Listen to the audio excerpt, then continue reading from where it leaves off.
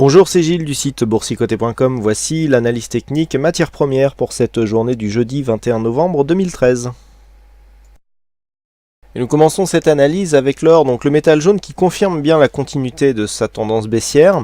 Alors rappelez-vous, nous avions tracé ici sur cette phase de consolidation donc les retracements de Fibonacci, et je vous avais dit que sur l'extension par rapport à la rupture de cette zone ici des 1261,5 $ l'once, par rapport à cette zone ici de rebond technique, eh bien, nous avions un objectif qui se situait à 1241,2 $ l'once. Je crois que les choses sont claires. On est venu au dixième de point près chercher cet objectif. Regardez le point bas, vous pouvez zoomer ici sur la vidéo, il est exactement sur cette bougie à 1241,2. On a eu un petit rebond technique, on a plafonné ici sous 1250 et on est revenu valider cette zone comme une zone de support dans la journée. Donc clairement, encore une fois, les extensions de Fibonacci qui nous donnent un très bon objectif sur la continuité de cette phase de baisse, donc avec un très joli signal de breakout ici sur cette zone des 1261,5. Donc l'objectif ici qui est atteint, on a ici une oscillation, donc le fond de tendance bien entendu reste orienté à la baisse. On a une configuration survendu qui nous essaye de nous donner un petit rebond technique. On n'a pas réussi à repasser clairement au-dessus des 1250 $ l'once. Et donc il semblerait que les cours se stabilisent entre 1240 et 1250 $ l'once. Donc ce mouvement fait suite à une phase ici de baisse qui est donc une phase de baisse moyen-long terme. Nous sommes ici en baisse depuis maintenant un bon moment. Alors on avait cassé ici cette résistance, on était sorti d'une tendance baissière qui était beaucoup plus dynamique. On s'est inscrit donc sous une résistance qui est une résistance long terme. On l'a déjà vérifié à de multiples reprises. Je vous rappelle ces multiples échecs ici de franchissement. Là c'est assez intéressant ce qui est en train de se passer, puisque je vous avais dit qu'on validerait une continuité du mouvement baissier sur une rupture de ce point bas qui se situait entre les deux précédents points hauts, donc le point bas à 1251,80. Pour replacer le contexte, ici c'est le point bas qui se trouve entre ces deux points hauts significatifs qui définissent la résistance. Donc le fait de venir ici sur cette phase casser cette zone, on a même vu que sur cette phase de rebond technique, bien la zone des 1250, on a au plus haut sur cette bougie une cotation à 1250,5. donc on peut considérer que le précédent point bas 1251,8 dans l'épaisseur du trait constitue désormais une zone de résistance. Donc le fait d'avoir ici une cassure où on rallie ici l'extension de Fibonacci au dixième de point près avec un rebond technique qui reste sous cette ancienne zone de point bas, termine la validation de la continuité de cette tendance baissière court terme, mais aussi moyen-long terme, puisque nous sommes sur une tendance baissière relativement marquée. Sur la configuration directe ici très court terme, nous avons une phase de survente qui est intervenue suite à la forte baisse d'hier soir. Rebond technique ici qui permet aux indicateurs de remonter très légèrement. On sent que c'est une consolidation qui devrait se faire à plat. Donc je dirais que par rapport à tous les éléments que nous venons de voir, tant que nous ne repassons pas au-dessus des 1250 $ l'once, il y a clairement des signaux de continuité d'une tendance relativement forte avec une possibilité d'accélération pour descendre sous les 1230 $ l'once. Donc configuration ici très dynamique et donc orientée à la baisse. Par contre sur un retour ici, sur une cassure des 1250, on viendrait tester ici une seconde zone. La seconde zone de test sera ici cette zone des 1262 $ l'once. Nous avons une moyenne mobile exponentielle qui va continuer à descendre, qui va aussi nous donner une zone de test. Je vous rappelle que sur cette phase court terme ici, la moyenne mobile est testée et même relativement enfoncée relativement assez facilement donc sur cette phase. Donc il ne faut pas chercher un contact trop direct sur cette moyenne. On est plus ici à une distance respectable de cette moyenne mobile 50 qui est une moyenne mobile arithmétique. Donc les points à surveiller sur une rupture des 1250, donc 1262 $ l'once, et par contre sur une cassure un peu plus nette des 1240, des objectifs sous 1230 $ l'once.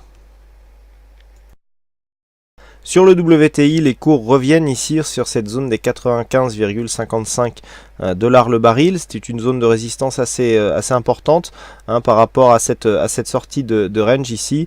On était descendu d'un étage, donc les cours pour l'instant évoluent entre 93,40 et 95,50.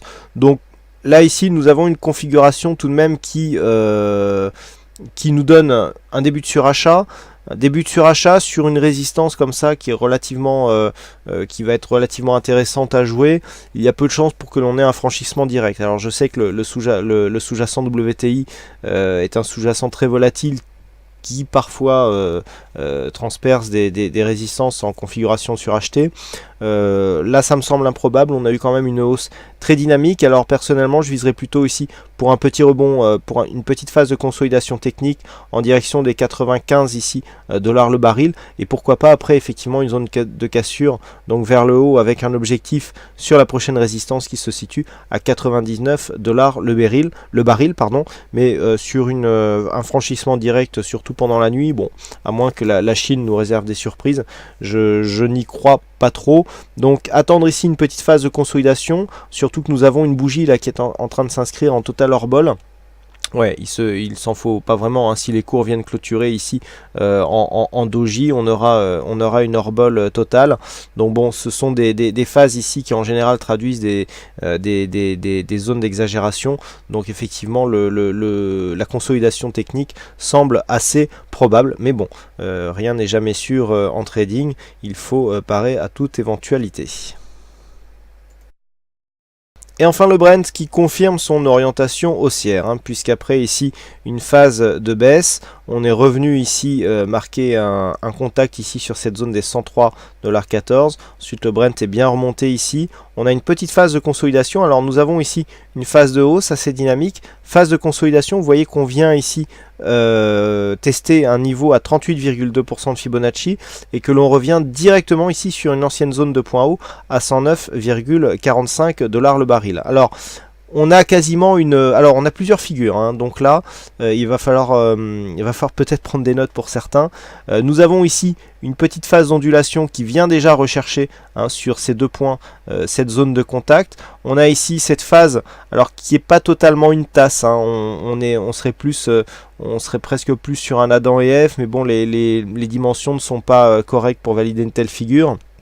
Quoi qu'il en soit, sur ce double contact ici, on peut quand même définir une ligne d'eau, et par le simple fait de faire un report d'amplitude ici sur cette ligne d'eau, eh bien nous allons calculer une amplitude ici donc entre 103,10 pour arrondir et 109,50. Eh bien nous avons 6,40 dollars le baril à reporter, et donc 6,40 ça nous fait 115,90. 115,90, on revient sur les niveaux de ces précédents plus hauts que nous avions eu ici courant septembre-octobre. Donc là, sur un franchissement ici de cette zone des 109,50, nous avons un premier objectif, donc qui est un objectif moyen terme, pour arrondir 116$ le baril. Et puis nous avons un autre objectif un peu plus court terme qui nous est donné par les extensions de Fibonacci. Rappelez-vous, ici phase de hausse, consolidation à 38,2.